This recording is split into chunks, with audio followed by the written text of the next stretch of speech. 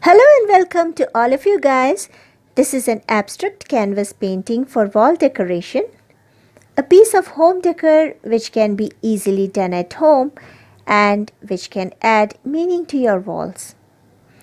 I have used only two colors. These are Fevicryl acrylic colors. Only black and white colors have been used.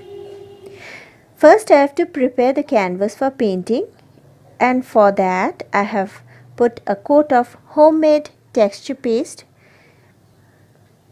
and then applied white acrylic color on it. Here goes the painting.